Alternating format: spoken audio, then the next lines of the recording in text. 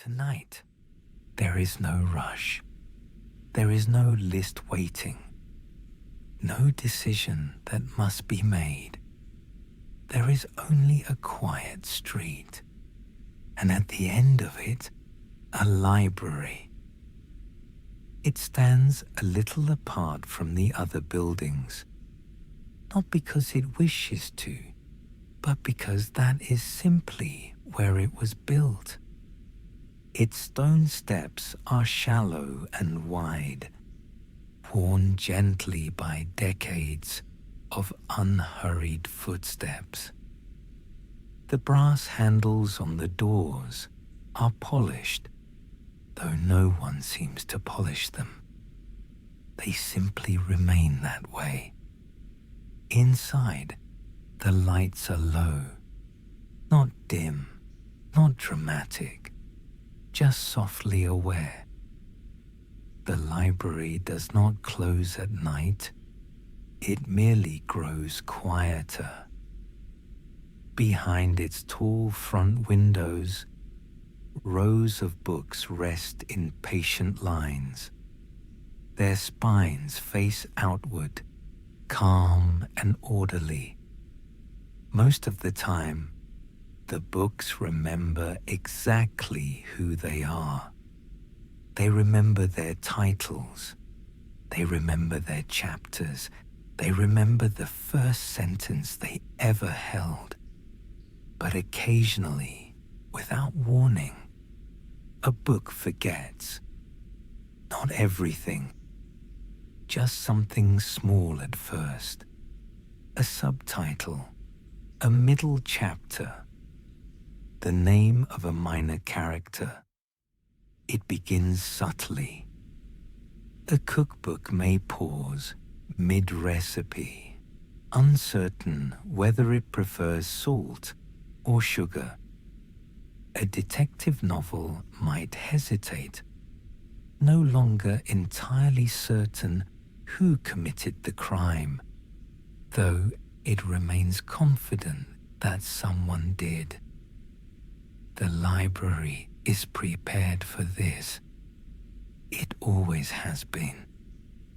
Near the back, beyond biography and history, past poetry and practical manuals, there is a small wooden door. Above the door, in modest lettering, is a brass plaque, Recollection Room. When a book begins to forget, it is not scolded, it is not corrected, it is simply escorted there. The librarian, who moves softly and never seems hurried, lifts the uncertain volume in both hands and carries it with quiet respect. There is no alarm, no announcement, only the gentle sound of pages shifting, as if the book is thinking very carefully. The recollection room is warm, but not warm enough to be noticed. Its shelves are spaced widely, so no book feels crowded. There are comfortable wooden stands, angled slightly upward, so a book may rest open, without strain. On the far wall, a clock ticks. The clock does not track time. It measures patience. No one knows exactly how it works, but it never seems to move quickly. When a book enters the room, it is placed on a stand, open to a page it still remembers. And then it waits. There is no pressure to recall everything at once. Memory in this library is allowed to return gently. Sometimes it begins with a word, a single word that feels familiar. The book may linger on it, rolling it quietly through its paragraphs until the surrounding sentences remember themselves. Other times, a forgotten chapter returns all at once, like a coat rediscovered in the back of a closet, still shaped like the person who wore it. The librarian does not interfere. He simply checks in from time to time, turning a page slowly as if offering encouragement without speaking. Tonight, 3 books rest in the recollection room. A slim volume of travel essays, currently unsure which country it visited first. A large botanical encyclopedia, momentarily unable to distinguish between moss and fern, and a small mystery novel which has misplaced the butler. The mystery novel is particularly calm about this. It knows the butler must be somewhere. There are only so many rooms. Outside, the night deepens. The windows of the library reflect the dark blue sky, and the street grows still. Inside, the books breathe quietly in their bindings. Somewhere in fiction, a paperback sighs and remembers a comma it had temporarily misplaced. In biography, a memoir regains the name of a childhood neighbor. These small returns pass unnoticed, except by the books themselves. And that is how the library prefers it. Memory is not a performance here. It is a slow unfolding. As the clock in the recollection room continues its patient ticking, the botanical encyclopedia stirs. A word has returned. Fern. It feels confident about this. Fern has a certain shape, a certain calm repetition of leaves that moss does not possess. This distinction pleases the encyclopedia. It settles more comfortably on its stand, pages slightly more assured. The mystery novel, meanwhile, is considering the staircase. It feels that the butler was near a staircase at some point. This is progress. No one rushes it.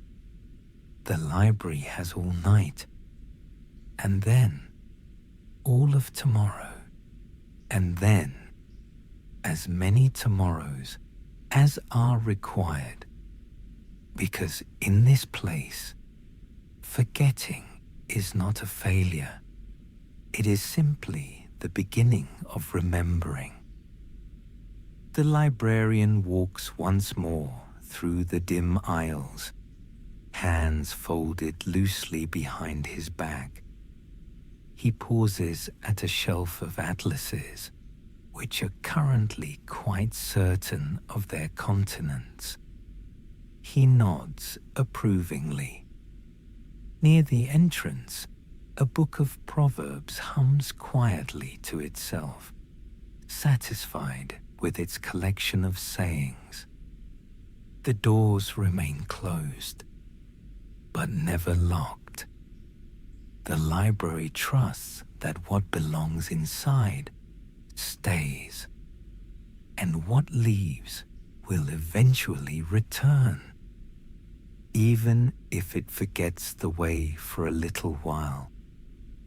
Outside, the sky darkens further. a soft navy pressing gently against the windows. Inside, the recollection room glows faintly, like a hearth without flame, and the books, in their careful stillness, continue the quiet work of remembering who they are. As the night continues, the library settles more deeply into itself. There is a particular sound to a library at night. It is not silence.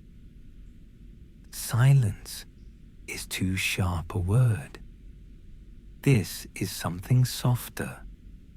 The quiet shifting of paper fibers, the faint settling of wood, the distant exhale of old heating pipes which never seem to fully sleep. The librarian moves between the shelves, his steps so measured that the floorboards have long ago stopped creaking for him. He carries no list. He remembers where everything belongs. And when something forgets, he notices.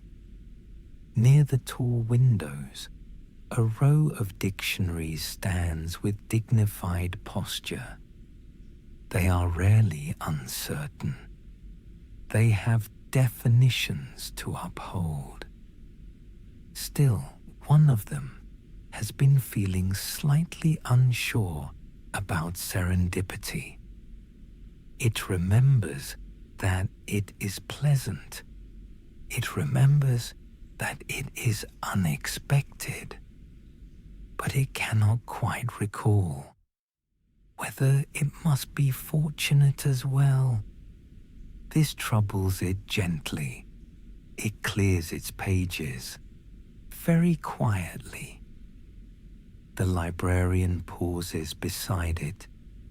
He opens the volume halfway, lets his finger rest lightly on the margin, and waits. After a moment, the word steadies itself. Fortunate, yes, but not necessarily dramatic. The dictionary relaxes. It was never far from remembering. Across the aisle, a collection of short stories murmurs faintly. Anthologies are prone to mild forgetfulness. So many characters pass through their pages. So many small lives intersect briefly, then depart. Tonight, one of the stories has misplaced a park bench. Not the entire park, just the bench. It is fairly certain 2 people were sitting on it. This feels important. The librarian makes a note in his mind. Benches often return when trees are remembered. He turns slightly and studies the nearby nature writing section. A book about oak trees shifts contentedly. Its roots are strong, its branches steady. Sometimes, memory returns in sideways paths. The recollection room remains warm. The travel essays have progressed. They now remember beginning in a small coastal town. There was salt in the air. There were gulls. The name of the town still lingers out of reach, but the air is clear. The botanical encyclopedia, resting open to a page now confidently labeled ferns, has begun reconsidering moss. It suspects it was too dismissive earlier. Moss has patience. Moss has quiet. the encyclopedia softens its stance. Meanwhile, the mystery novel has located the staircase. The butler, however, remains temporarily unaccounted for. The novel does not panic. There are still several chapters available for investigation. Outside, the town is entirely unaware of the small acts of remembering taking place within the library walls. Street lamps cast patient circles of light. A distant clock tower marks the hour, though the sound arrives softened, as if careful not to intrude. Inside, in biography, a thick volume about a composer has briefly misplaced a middle movement. It remembers the beginning. It remembers the finale. The middle has become hazy, like fog that refuses to lift. The librarian considers this. Music often returns through rhythm. He hums, barely audible. Not a tune, just a pattern. The book vibrates gently in its spine. The fog begins to thin. Over in philosophy, a slim treatise has momentarily forgotten whether it argued for optimism or restraint. It has decided, for now, that either position is acceptable, so long as it is explained thoroughly. This pleases it. The library has learned that books rarely forget everything. They forget in fragments, in small misplaced details, a secondary character, an adjective, a footnote. The librarian believes this is natural. After all, humans do much the same. He adjusts a lamp in the recollection room, though the light does not appear to change. It simply feels steadier. The travel essays now recall a train station, a narrow platform, a paper ticket, a suitcase that squeaked slightly at one wheel. The town name trembles at the edge of awareness. It will return. It always does. In the corner, a thin book of poetry has entered quietly. It has misplaced a metaphor. This happens often with poetry. Metaphors are shy. They wander off to consider other meanings. The book rests open, its lines spaced generously, unbothered by the temporary absence. The librarian does not hurry it. He knows metaphors prefer solitude.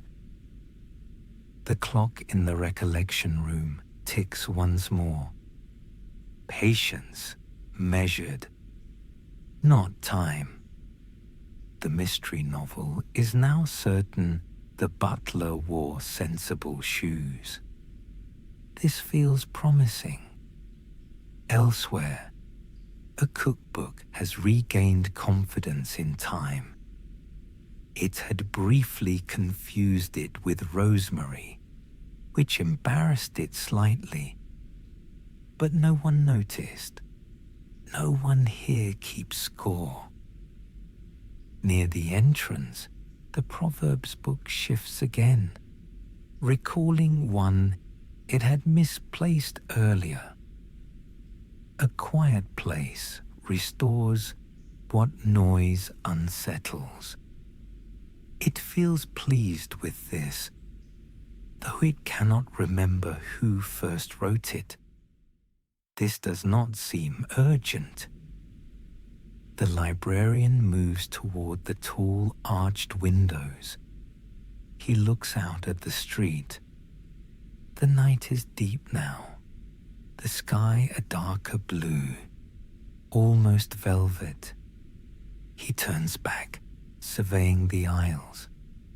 So many spines, so many small worlds, all of them certain, most of the time, of who they are. And when they are not, there is space for that.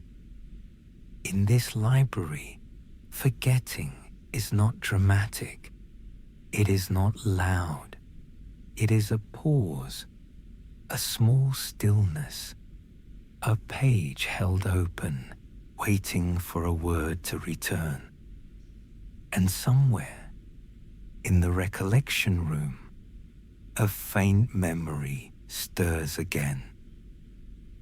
The mystery novel has remembered the landing above the staircase. The butler is getting closer. Very slowly, the shelves continue their quiet vigil, waiting, not impatiently, simply ready. Most books forget small things. A page number, a subtitle, a secondary character's profession. But very occasionally, a book forgets its title. This is not catastrophic. It is simply disorienting. Titles are how books introduce themselves, how they hold their posture on a shelf, how they answer when someone asks who they are. Without a title, a book feels momentarily unanchored. Tonight, in the middle of fiction, between two novels that are quite certain of themselves, a medium-sized hardcover grows uncertain. Its spine, once confident in its lettering, now feels blank. Not physically blank. The gold-embossed words are still there, but inside, the book cannot quite remember what they mean. It senses that it begins with "the." This is common. Many things do. But what follows? The bridge, the orchard, the unlikely afternoon. The certainty does not arrive. The book grows still. The librarian notices almost immediately. There is a subtle shift in a book without a title. A slight inward folding of pages. A hesitancy in the binding. He approaches without hurry.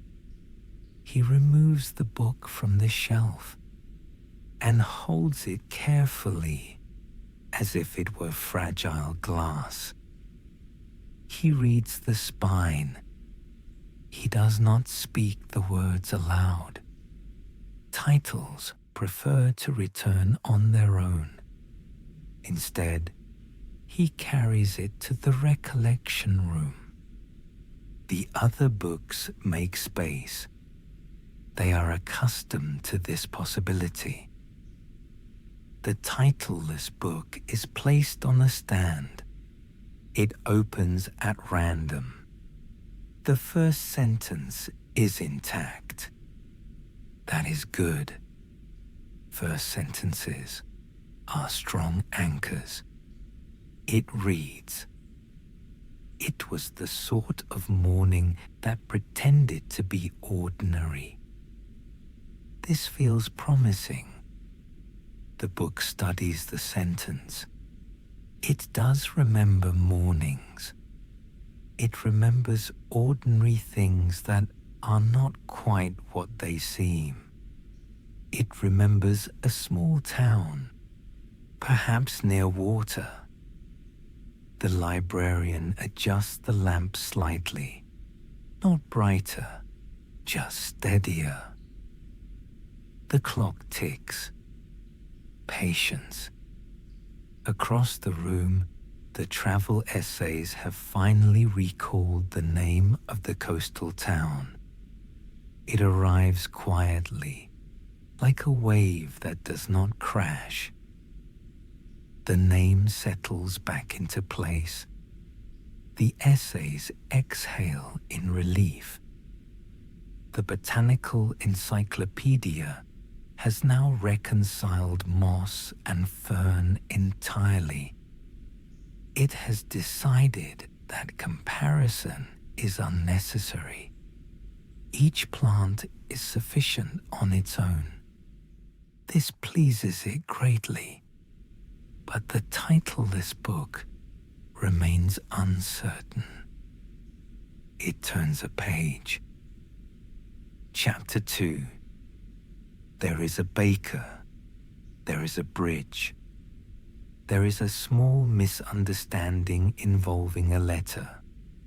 The word bridge lingers. The book leans into it. Bridge feels important. The librarian walks a slow circle around the room. He knows that titles rarely vanish entirely. They withdraw. They retreat slightly, as if to test the memory of the pages beneath them. He pauses by the poetry book. The metaphor has returned. It was comparing moonlight to folded linen. The poetry book feels quietly proud. The librarian nods. He returns his attention to the titleless novel. It is remembering more now. The bridge was not wooden. It was stone. There was water beneath it, moving steadily, not rushing. A conversation took place there. Something unresolved. The book studies its own pages carefully, as if reading itself for the first time.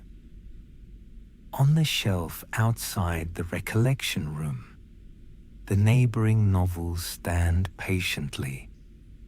They do not whisper. They do not speculate. Books understand that certainty comes and goes.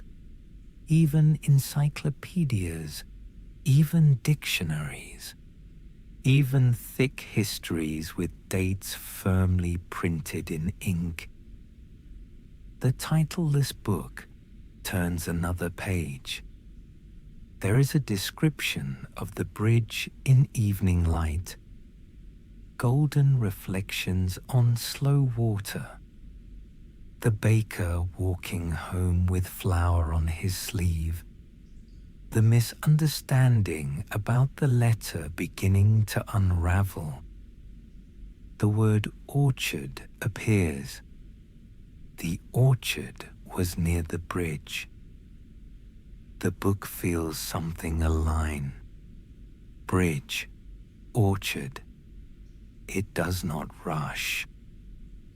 Rushing scatters memory. It breathes in its binding, settling into the rhythm of its paragraphs. The librarian sits in a wooden chair nearby. He does not intervene. He simply shares the quiet.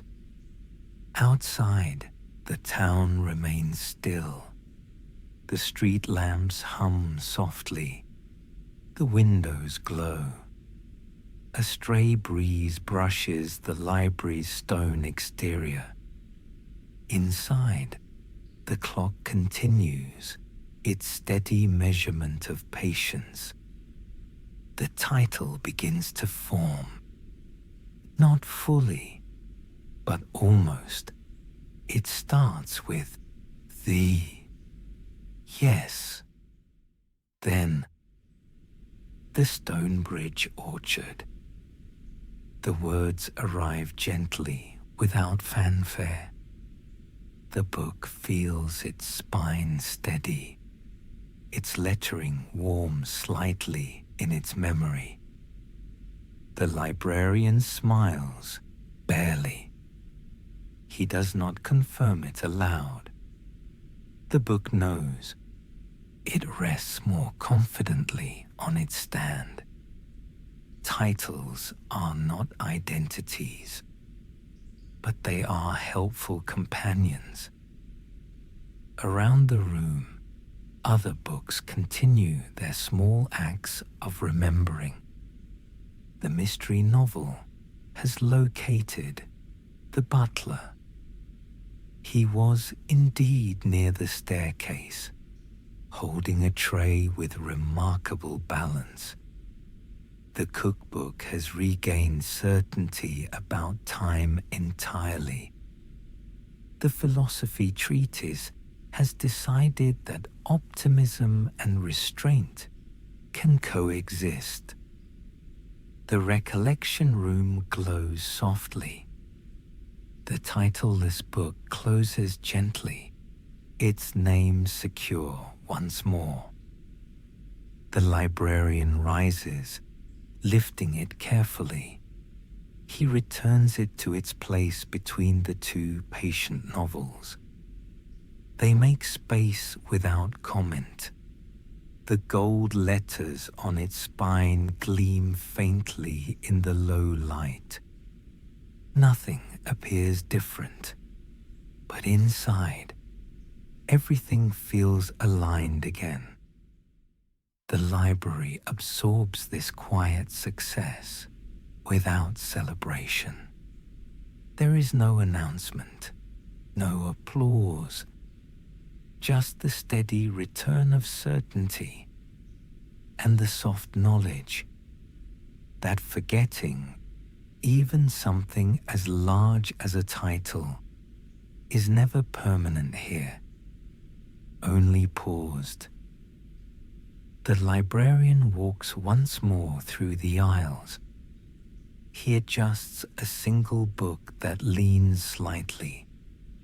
He straightens a stack of returned volumes. He listens. The shelves feel calm. Memory is holding, for now. The night reaches its quietest hour without announcement. There is no bell, no clock striking loudly, only a subtle settling, as if the air itself has decided to sit down. Inside the library, the lights glow steadily, not bright enough to wake anything, not dim enough to abandon the shelves. The recollection room is nearly empty now. The travel essays have returned to their place, content with salt air and the name of their first town. The botanical encyclopedia rests with renewed clarity. The mystery novel, its butler fully accounted for, sits comfortably between two other calm investigations. Only the poetry book remains in the room, not because it has forgotten anything, but because it enjoys the quiet. The librarian understands this. He leaves it undisturbed. He walks slowly through the long central aisle. His steps are unmeasured by urgency. He does not carry a checklist. He does not anticipate crisis. He simply observes. In history, a thick volume about an ancient city dreams lightly of its own footnotes. In science, a text on constellations reviews its stars, each one firmly in place. In practical manuals, a guide to repairing small household hinges is entirely certain of its instructions. It takes comfort in clarity. The librarian pauses near the tall windows. Outside, the street is nearly motionless. The lamps cast their warm circles, steady and patient. The sky is a deep blue, nearly indistinguishable from black, yet softer. He places his hand lightly on the glass, not to check the temperature, just to feel the quiet. Inside, the library seems to breathe. Shelves hold their rows. Bindings rest in confident alignment. Pages lie flat in their gathered stacks. Nothing demands attention. Nothing insists. The librarian returns to the recollection room. The poetry book lies open. Its metaphor has returned completely, though it has rearranged itself slightly. Moonlight is no longer folded linen. It is now folded paper. The poetry book prefers this. The librarian nods. Metaphors are allowed to evolve. He closes the book gently, not to silence it, but to let it rest. The clock on the wall ticks again. Patience. It has been a successful night. Not because anything extraordinary occurred, but because everything returned quietly to itself. The librarian extinguishes one lamp, then another. The library grows dimmer, but not dark. There is always enough light for a book to find its own page. He walks once more past fiction. The Stonebridge orchard stands secure. Its spine gleams faintly in the low light, letters confident in their order. The librarian moves past biography, past dictionaries, past philosophy. He pauses at the front desk. A small stack of returned books waits there. They are certain of themselves. They simply need reshelving in the morning. He leaves them undisturbed. Outside, a faint breeze moves down the street. The buildings remain steady, their windows glowing softly. The world beyond the library continues its own remembering. Names regained, keys rediscovered, appointments recalled. Inside, the library settles deeper into stillness. No books stir now. No pages shift.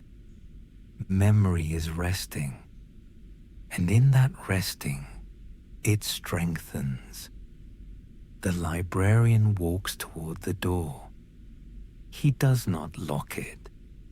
He never does. He simply ensures it is gently closed. The brass handle cool beneath his fingers. The lights dim further, not abruptly, but gradually, like a thought drifting toward sleep. The shelves remain. The titles remain. The quiet remains. And somewhere in the darkness, if a book begins to forget again, there will be space for that. There will be warmth. There will be patience. There will be a room where pages can open without pressure, and a clock that measures only calm. The library does not fear forgetting. It understands that memory, like rest, arrives more fully when it is not chased. And so the building stands, quiet against the deep blue sky, windows glowing softly, shelves aligned, books resting in their own certainty, waiting, not anxiously, but peacefully, for morning.